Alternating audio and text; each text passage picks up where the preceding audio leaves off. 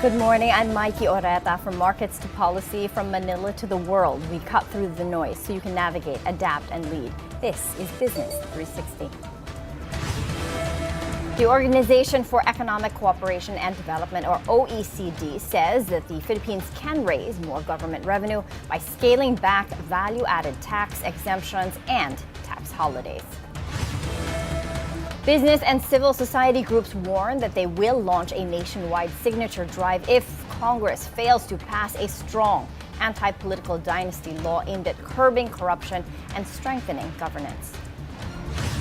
The National Food Authority, or NFA, expects to raise over 900 million pesos from the public auction of aging rice stocks. The Department of Energy, or DOE, says fuel prices may rise again next week as United States-Iran tensions push global oil prices higher. The Department of Transportation, or DOTR, says airport upgrades are underway to help lower airfares and boost domestic tourism demand. As fiscal pressures build and government looks for new revenue sources, the economy may be sitting on billions in untapped tax collections. More revenue could be generated by scaling back value-added tax exemptions, phasing out income tax holidays, and introducing carbon pricing. That's according to the Organization for Economic Cooperation and Development, or the OECD. This at the launch of its latest economic survey and action plan. OECD Secretary General Matthias Cormann says that the current value-added tax system is less efficient than it should be, with government collecting only about 45% of potential VAT revenues. The OECD estimates that fully closing this tax collection gap could deliver additional revenues equivalent to about 6.5% of GDP. A coalition of business and civil society groups, including the Makati Business Club, the Management Association of the Philippines, and the Philippine Chamber of Commerce and Industry, are calling for a public signature drive if Congress fails to pass a strong law limiting political dynasties. The groups urge lawmakers to include clear and enforceable provisions covering relatives up to the fourth degree to prevent families from consolidating political power. House Committee Chairman Ziarur Raman Alonto Adyong says consultations are ongoing nationwide, but debate continues on whether the bill should cover second or fourth degree relatives. House Deputy Minority Leader Antonio Tino and the coalition warn that without enforceable rules, political dynasties will continue to dominate Congress, undermining governance and accountability. With the government under pressure to fund infrastructure, manage debt, and narrow the fiscal deficit, stronger tax and customs collection remains critical to keeping public finances on track this year. The Department of Finance is pushing to hit a 1 trillion peso customs revenue target, but officials say delivery will depend heavily on stable economic conditions and trade flows. Finance Secretary Frederick Go says he is confident the Bureau of Customs can attain the lowered 1.003 trillion peso goal, citing ongoing reforms and the new leadership at the agency. Customs Commissioner Ariel Nepomuceno says reaching the target will be challenging but reasonable, with agricultural and petroleum exports expected to remain key revenue drivers. He adds that stronger interagency coordination, faster digitalization, and stricter supervision of personnel will be crucial to boosting collections and improving compliance. From government revenues to consumer trends, the country's fast-growing digital economy is reshaping how brands compete and connect with Filipino shoppers. With the rapid rise of online shopping, e-commerce is reshaping the business landscape. Utilizing technology, social media, and talent, brands are finding smarter and faster ways to connect with consumers, turning efficiency into engagement. Now a new dry shampoo enters the market in gel form. Beyond hair care, this launch highlights how innovation is driving the next wave in consumer solutions. Let's take a look. These are new dry shampoo gels designed for style, convenience, and portability. Easy to use, but more importantly, built to scale. But what does it take to launch a product like this in today's market? Let's find out.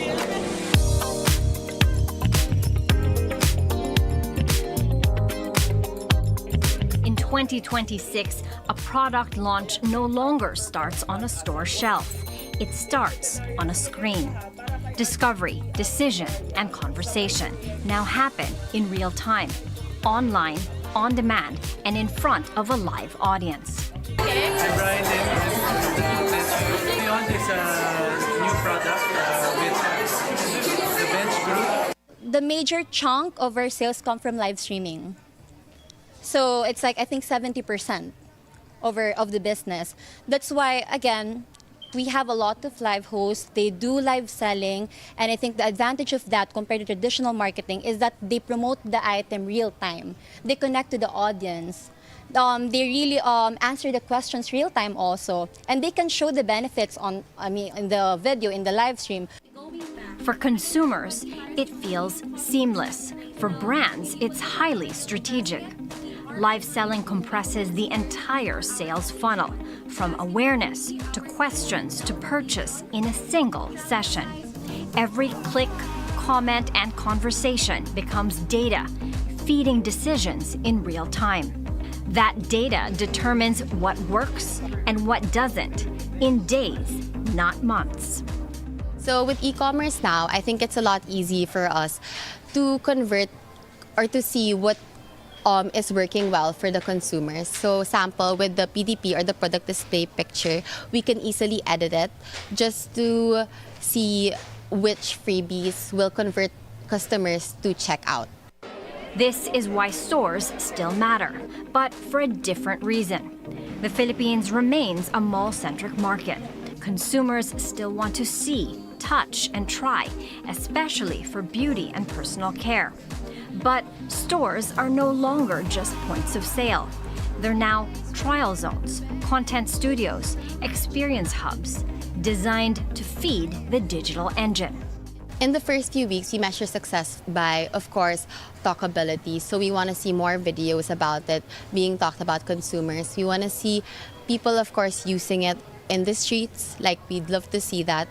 I think another thing also is just also getting more influencers getting to talk about it and more sales. In 2026, talkability is a metric, visibility is a strategy, and speed is a requirement. Big retailers are no longer just sellers. They're operating like platforms, incubating products, testing demand, controlling distribution, data, and delivery, all within one ecosystem. But even in this digital-first economy, one rule hasn't changed. A product still has to work. It has to deliver real value, and it has to earn repeat use. Because scale only amplifies what a product can already deliver. It's dry shampoo in gel form, simple enough. But in today's retail economy, the product is just the starting line. The real challenge is making it move from screen to consumer to scale. From consumer innovation to food security and inventory management, the government is now moving to clear aging rice stocks while raising funds to support operations. Rice inventories are piling up and storage space is tightening. The National Food Authority is auctioning 754,000 bags of aging milled rice, freeing up warehouse space, preventing losses, and ensuring safety. Prices vary depending on age. Rice stocks aged 3 to 6 months are priced at just over 25 pesos per kilo, while those more than 18 months old are tagged at over 22 pesos per kilo. Unsold stocks will first be offered to local government units, national agencies, and GOCCs before being re-auctioned until fully disposed. If all stocks are sold, the NFA expects to raise around 912 million pesos. Proceeds will fund salaries, rice milling, and transport costs, sack procurement, truck purchases, and other operating expenses, strengthening the agency's palay buying capacity. The auction serves as a dual purpose, managing inventory efficiently while generating much needed operating funds. From food inventories to fuel costs, global market volatility is once again feeding into local prices, with motorists expected to feel the impact this month. Oil prices are climbing again, and the Department of Energy is warning motorists to brace for higher costs in the third week of February. DOE Oil Industry Management Bureau Assistant Director Rodela Romero says the expected increase are gasoline up almost a peso per liter, diesel up 10 centavos per liter, and kerosene up 25 centavos per liter. The hike is driven by rising geopolitical tensions between the United States and Iran and a growing risk premium on petroleum imports as market fear and uncertainty push global prices higher. The DOE says it will continue to monitor local price adjustments to ensure increases reflect global market movements and not abuse, while also inspecting gas stations for quality compliance. As travel demand surges and mobility becomes central to tourism and economic activity, the government is fast-tracking airport upgrades to expand capacity and help bring down airfare. The Philippines is ramping up airport improvements nationwide to boost domestic travel, expand flight options, and ease cost pressures on passengers. This according to the Civil Aviation Authority of the Philippines. Transportation Secretary Giovanni Lopez has mandated a minimum 2,100-meter runway for jet operations, with 20 airports already meeting that standard. The Civil Aviation Authority of the Philippines is now evaluating runway extensions at other airports, factoring in terrain, safety, and land acquisition challenges. 23 airports now operate night flights, expanding flight availability and improving operational flexibility. Officials say that the upgrades are designed to increase capacity, promote competition among airlines, and make air travel safer and more affordable for Filipinos. As travel demand continues to recover and airport capacity expands, airlines are moving quickly to open new routes and capture growth opportunities overseas. AirAsia is setting its sights on Bahrain, launching new routes and outlining plans to expand flights, aircraft, and passenger capacity in the coming years. The airline says that the initiative is aimed not just at travel, but also at supporting broader economic growth and connectivity. Our mobility correspondent, G. Baroga, has the details. 3, 2, 1. Bahrain today is a dream.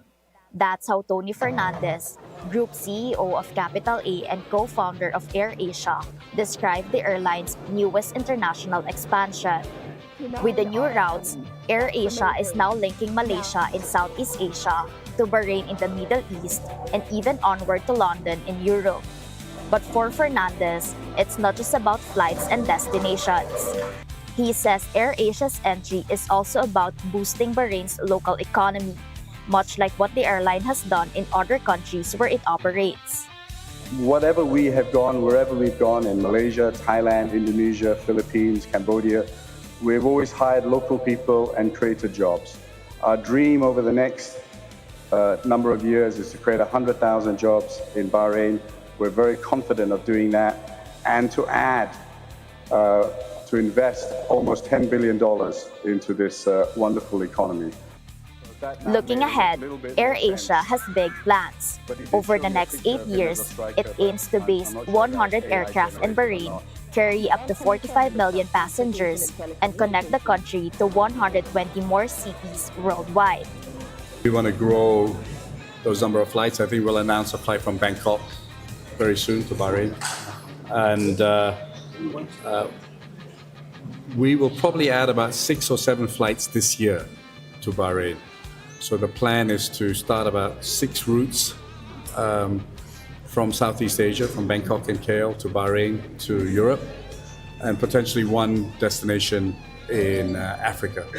Bahrain International Airport will welcome AirAsia's first commercial flight from Kuala Lumpur on June 26, marking a new chapter in connectivity between the 2 destinations. The partnership was officially announced on February 11, coinciding with the arrival of the airline's inaugural cargo flight from China. In the Philippines, AirAsia still has no direct flights to Bahrain, a key destination for many overseas Filipino workers. But Fernandez says that could change in the future, especially with the opening of the new Manila International Airport in Bulacan. For BNC Mobility, G. Baroga, Manama, Bahrain. We're taking a quick break. More stories and the context behind them ahead. This is Business 360.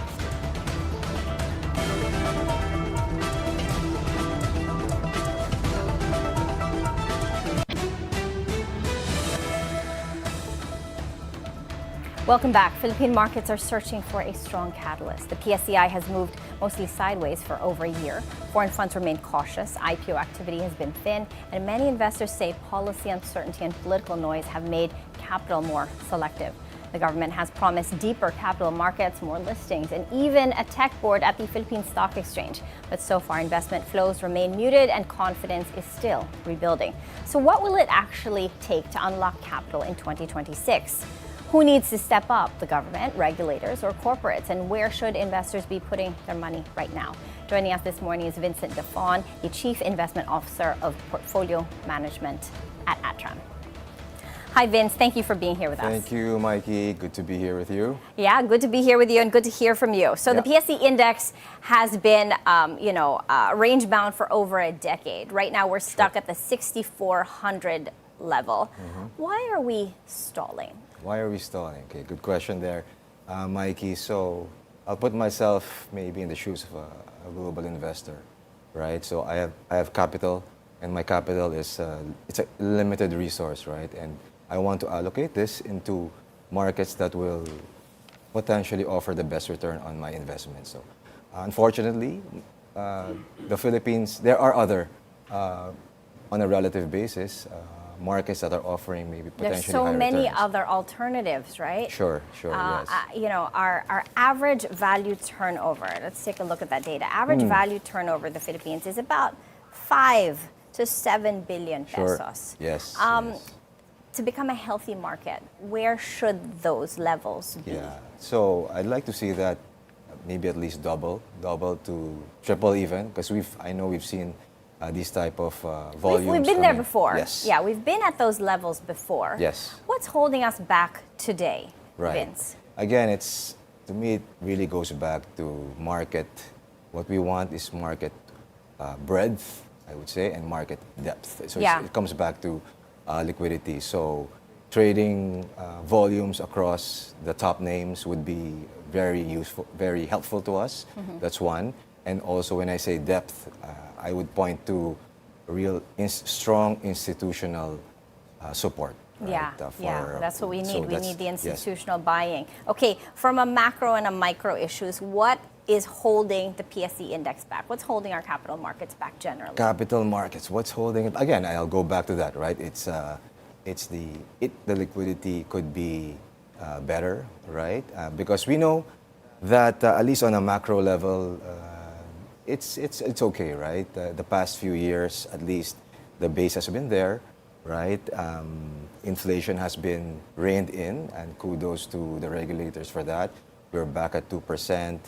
And the FX on a headline basis, it looks weak, but if you really look at it, it's not the worst performer out there. So there's stability there, and the weakness will support the exports, services.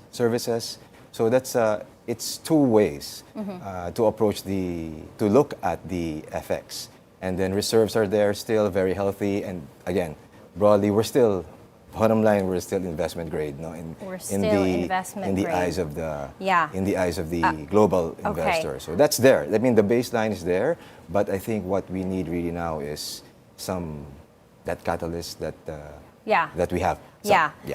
What we want to do is we want to unlock investment flows into the country. That's what we want to do. In terms of catalysts and things to look forward to, the PSC is proposing to launch a tech board to attract high growth startups and digital platforms. What are your thoughts on this? How much growth could this unlock? Right. So I think that's absolutely. I think that would be a very welcome development. It signals that there is like a new sort of something new happening in the Philippine equity markets. Right now, we're very traditional in terms of structure. How might this be a game changer, this tech board in the country? Right. Again, it really plays on what has been going on in other markets over the past number of years. Like if we look at, let's say, the Taiwan market, the Korea market, they're really leveraging. Of course, the real economy supports this technology. They're really ingrained, in their markets. The fabrication of semiconductors and all of these, it's really there. So we do participate. The Philippines, we participate in this global supply chain in some way. So if we can really, I would say I like the word leverage, right? So if we can leverage on that and attract these new players to raise capital, right? And then again, that signals to the market that, hey, the Philippines, it's really, no doubt, we're open for business, it's clear, but something new, something more exciting would be really helpful. We need excitement. Yeah, we need a lot of excitement. That said, we've got a very thin IPO pipeline. The next big thing that investors are looking forward to is the GCash IPO. With this tech board, do you think that there will be more listings? Do you think that it will help liven our IPO pipeline? Right. Yeah, you mentioned this company that's poised, hopefully, to raise capital via the IPO, and very exciting, I have to say, right? Even for the markets in general. Again, this goes back to the technology theme that we have. And what, number one, we'd like for it to happen, right? But if I'll put myself in a founder's position. Like, this is my company, I founded this, but I want to be sure if I go to the market, number one, I will extract maximum value on my shares, right? Valuation as number one. Number two, I want to be able to ensure that there will be support here for this stock. We want to avoid that once we list, there will be, it will be well supported by both, hopefully, best case, both retail, institutional, that's right. broad. We want the retail and more the institutional, but retail will take it both, retail and institutional. Yes. So Vince, what do our regulators need to get right for this tech board to actually really work? Yeah, maybe not just for the tech board specifically, but maybe for the entire market in general. It's really for, again, the IPO space. It's should be really a venue for these businesses to be able to raise capital efficiently, hopefully cheaply, right? So it really, one thing is the execution from maybe the application, from the idea of time to market. coming to market, and then the process of approvals, and then execution, listing. We have to shorten that reasonably and be able, because there are windows for this. Sometimes timing is very important as well. You want to capture this time when markets are very positive, sentiment is good, like that. You want to be there. Especially when it comes to tech, everything happens so fast. So should time to market. Correct. Vince, where is smart money going now in 2026? Okay, smart money.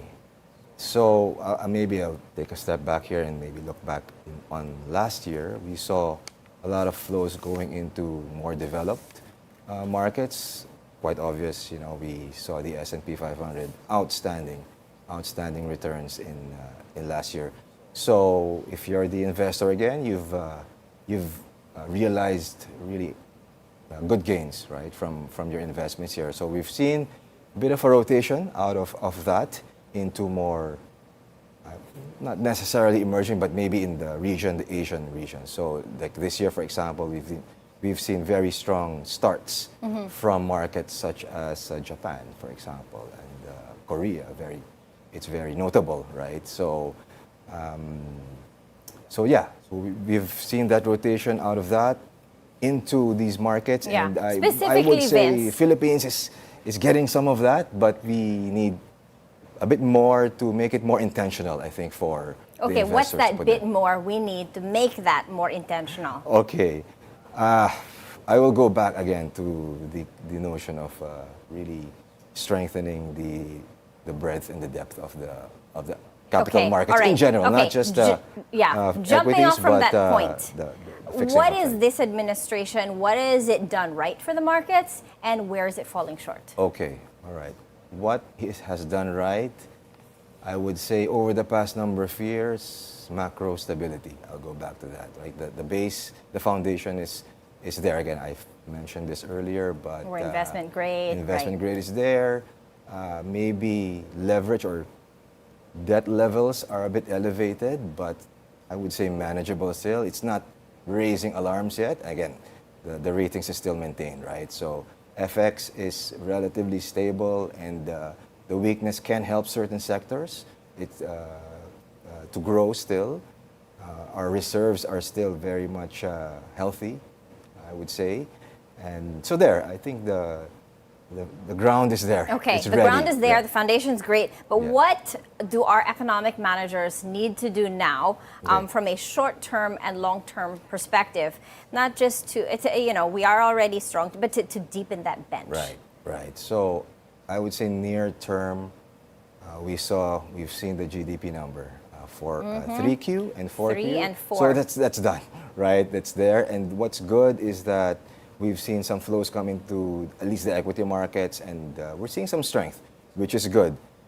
At 6,400, would you say we're seeing strength? I would say yes. I think the sentiment is quite encouraging at this time for the equity markets. But to your question of what needs to be done, what would I like to see, for example, near term, again, restarting this public investment / infrastructure spending. Yeah, it's really that all would about be- government spending. That's such a huge economic Right, engine. Yeah, because if you look at the risk of being very simple about it, the GDP is really consumption, right? And Yeah. consumption it's Can solid. only do so it's much. not spectacular, Yeah. but it's Yeah. solid, right? We have exports.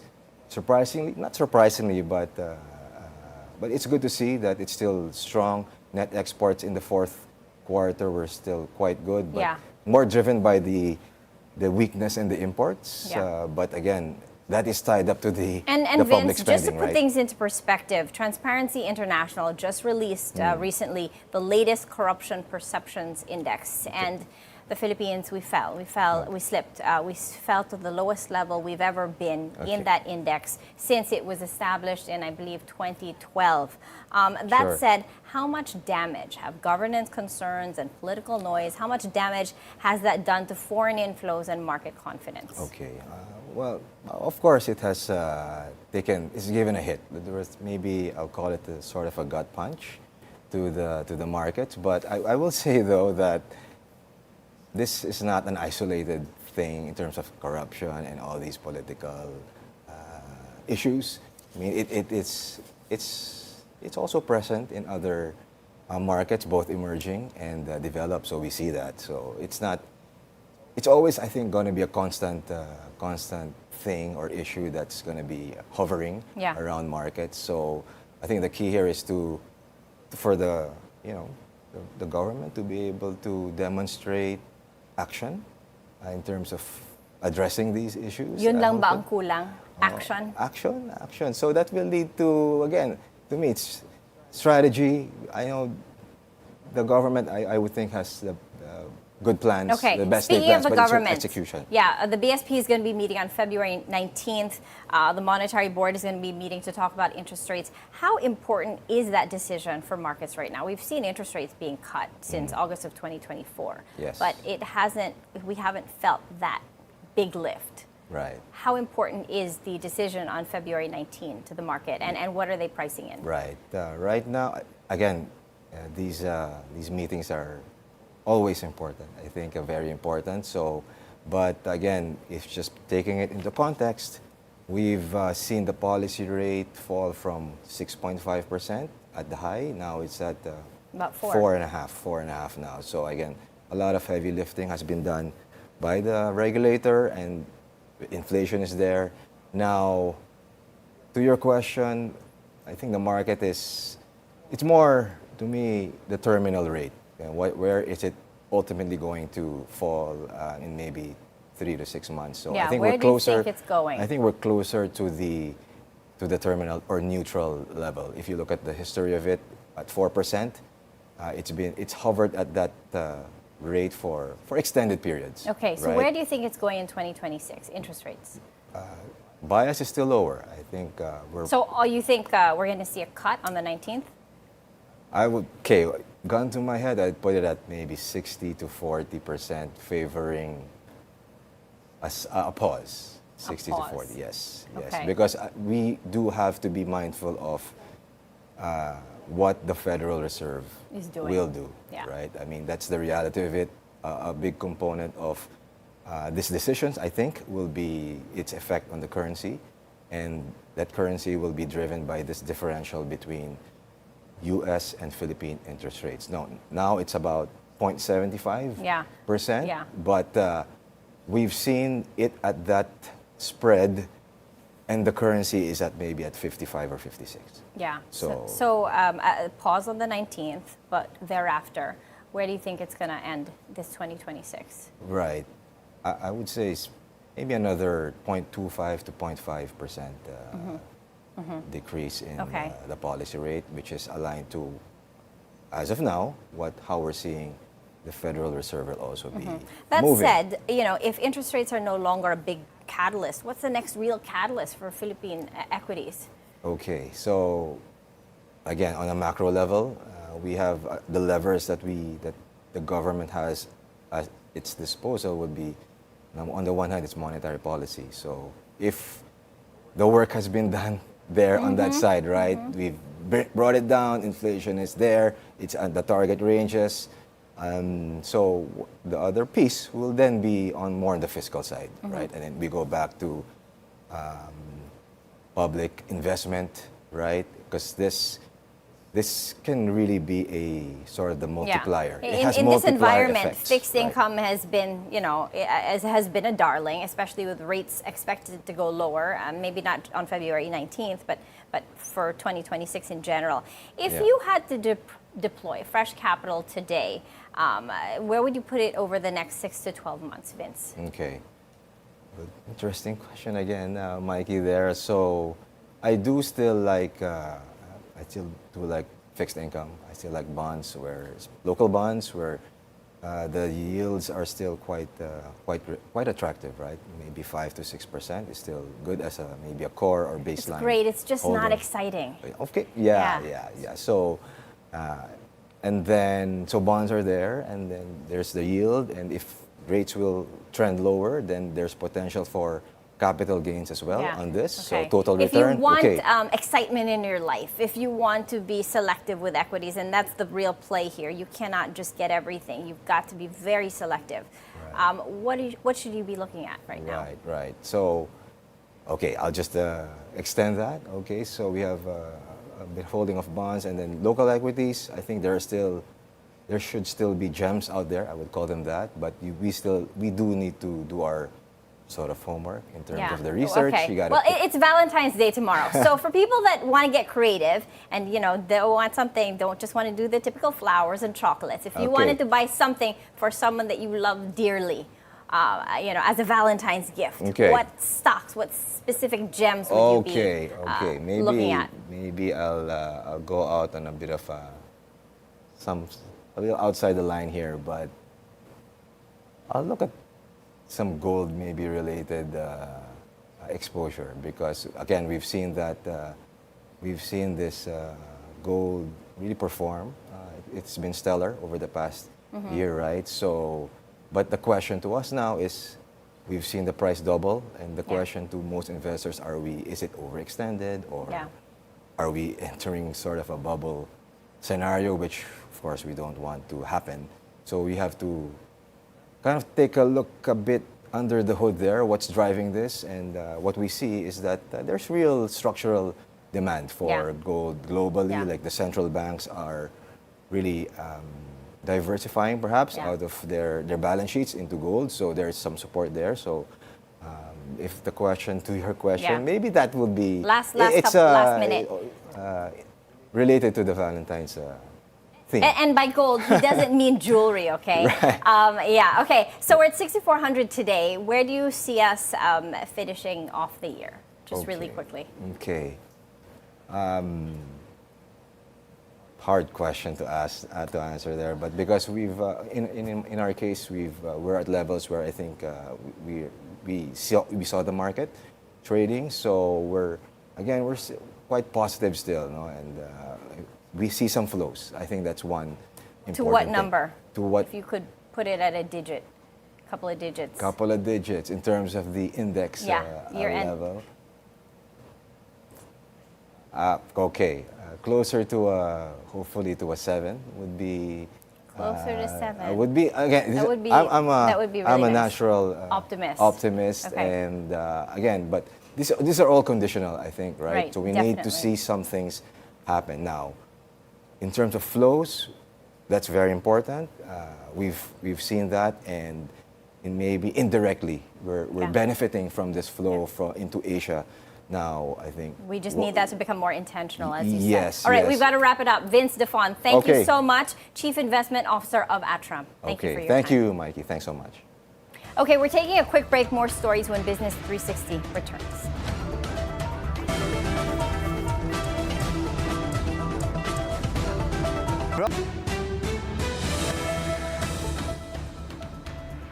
Welcome back. President Marcos now has a one-year shield from new impeachment cases after the House dismissed 2 verified complaints. The dismissal triggers the constitutional one-year bar on impeachment proceedings. But on BNC's On Point, Kabataan Party List Representative Rene Co, an endorser of the second complaint, says their group will continue pushing for accountability and may refile once the ban lapses. Inopen namin that we could have presented evidence just that after lang ma-hurdle ng sufficiency in substance, mapunta sa hearing proper. And included po dito yung communications between the President and his USEC Adrian Bersamin, no, na paano dineliver at paano hinandle yung 8 billion pesos na ninirefer sa affidavit ni DPWH Undersecretary Bernardo. Okay. So we can take that to the ombudsman, no? Compel Mr. Adrian Bersamin to answer yung mga ganong klaseng mabibigat na allegations, no, and to produce the necessary evidence that is being cited so as to implicate, no, very directly the president in this entire corruption scandal. Co also pushes back against Senator Robin Padilla's comments, calling today's youth, quote, weak. Padilla earlier said that children in the 80s and 90s were not crybabies at a time when mental health issues were rarely discussed. Co argues the current generation is facing deeper national and economic pressures, from education gaps to cost of living strains, and has shown resilience, not weakness. Now, stalling growth is a pause, not a derailment. An analyst says that the economy's recent slowdown is a phase as government moves to address deeper structural weaknesses. On BNC's Business Brief, First Metro Investment Corporation research head Cristina Ulang remains optimistic, citing steady market performance and continued foreign investor interest. I think this is a journey, a transition period, and right now markets are actually pricing in the efforts on the part of government to correct the loopholes and whatever we made, the mistakes of the past.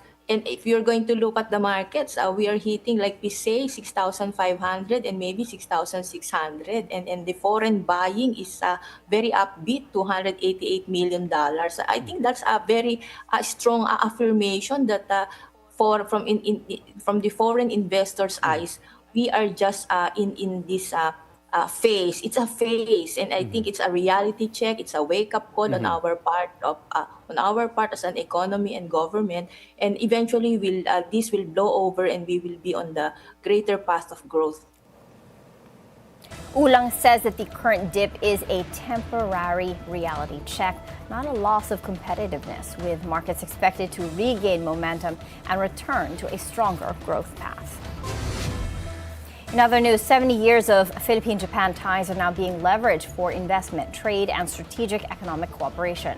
Special Envoy Amable Aguiluz is leading a people-centered trade and investment mission to Tokyo amid a deepening business and government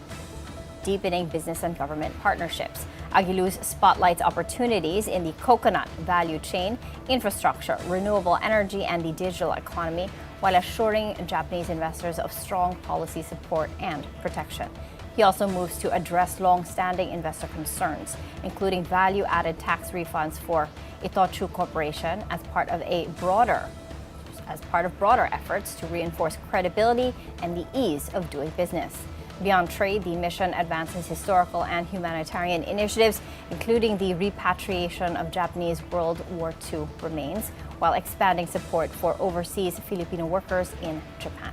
Aguiluz says stronger coordination among Philippine envoys and government agencies is key to boosting investor confidence and sustaining bilateral engagement.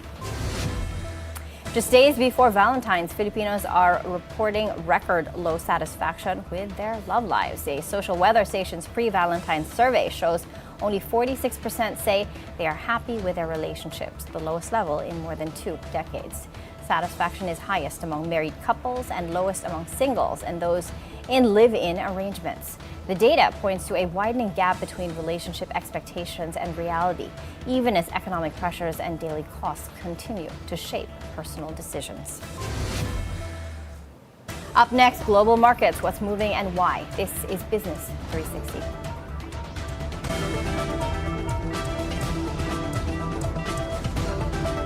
Good evening, I'm Pinky Webb. Asking the right questions. What can you share us about the conversation? We ended into that possibility. Sige, pag-aralan na. Was there any study that you looked into? What exactly is your participation? And getting the most honest answers. We have to show the people we are serious. Panel of experts have made their observations. Pinky Webb. Pag ayoko na. If it's a no, it's a no. Can you kindly explain to us? On Point, Mondays to Fridays on BNC, the Bilyonaryo News Channel.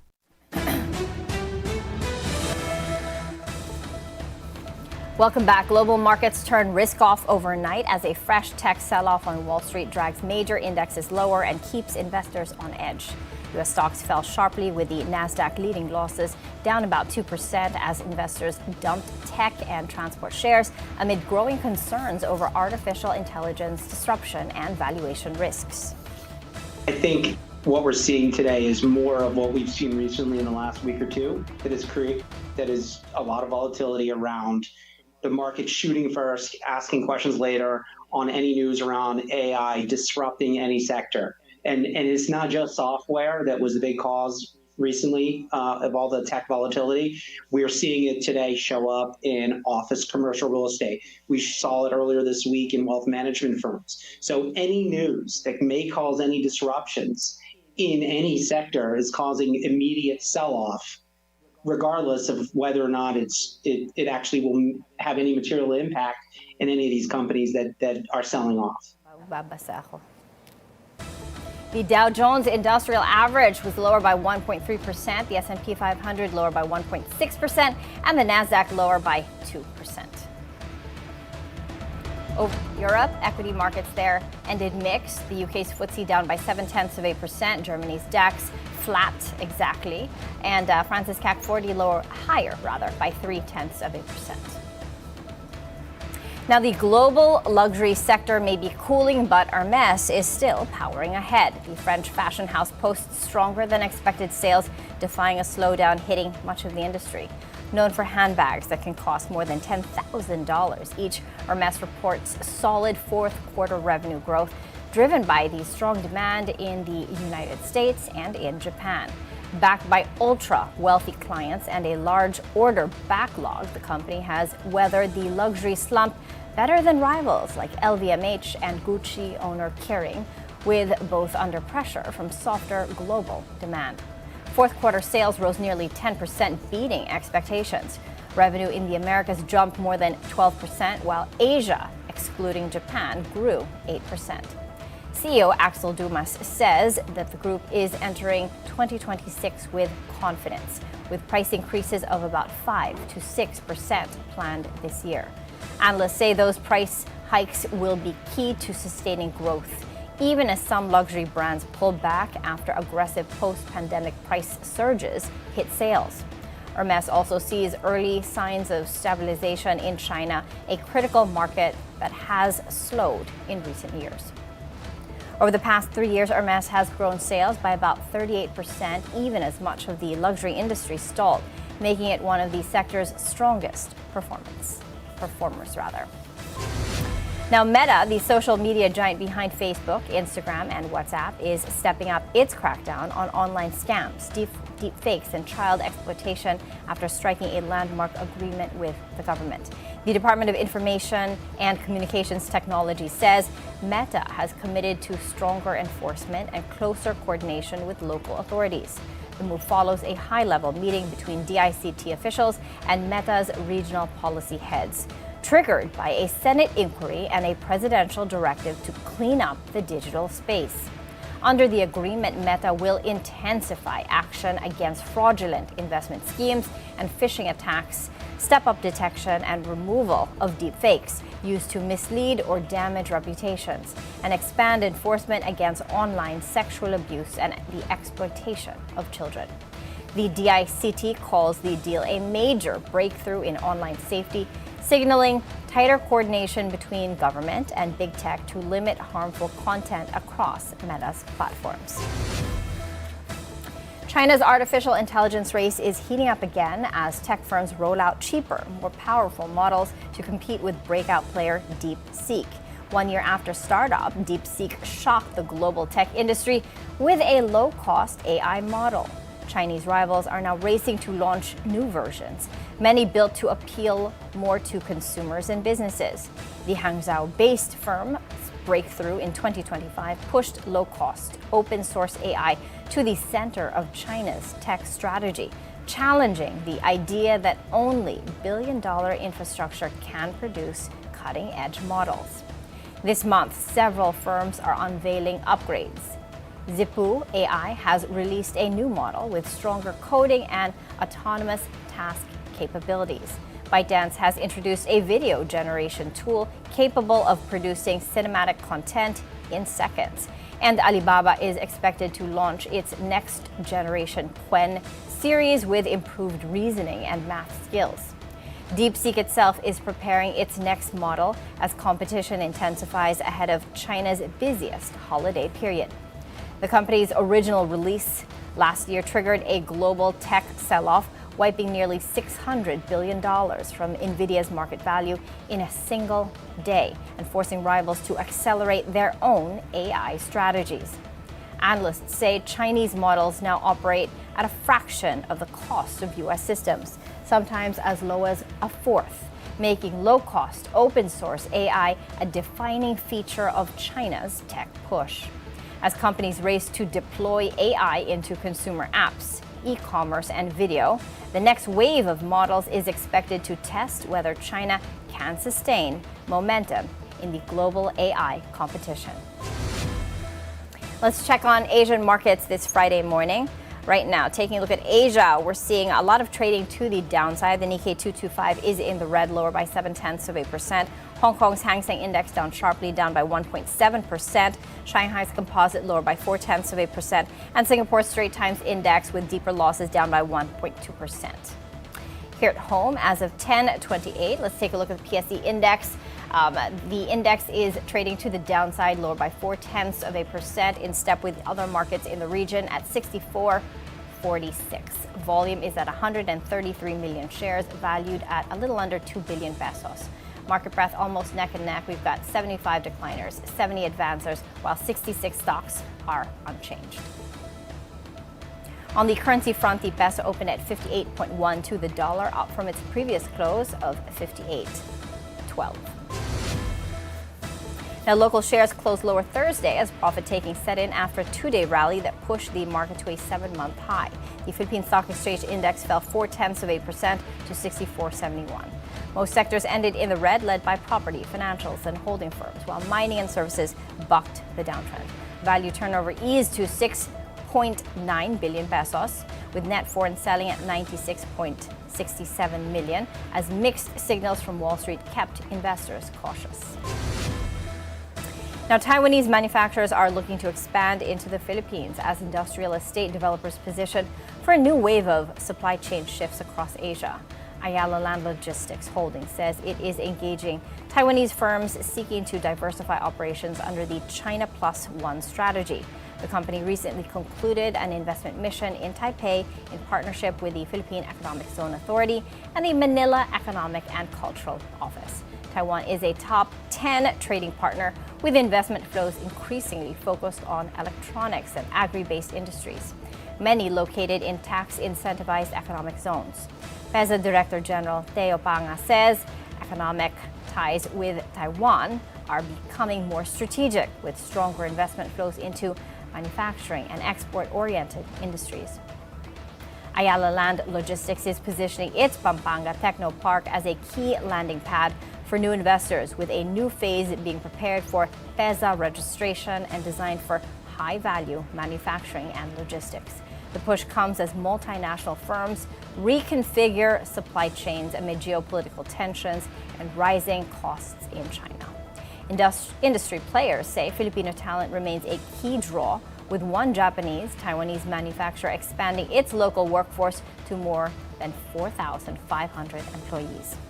Developers say that the goal is to position the Philippines as a competitive, future-ready base for regional and global manufacturers looking to diversify here in Asia. Now, as government tightens its crackdown on fuel smuggling and tax leakages, Petron is adding a former customs chief to its board, bringing regulatory and security experience into the country's most complex fuel supply chain. The country's largest oil refiner and retailer has appointed retired Army General and former Bureau of Customs Commissioner Ray Leonardo Guerrero as its director. Guerrero led the Customs Bureau from 2018 to 2022 and earlier served as Chief of Staff of the Armed Forces of the Philippines.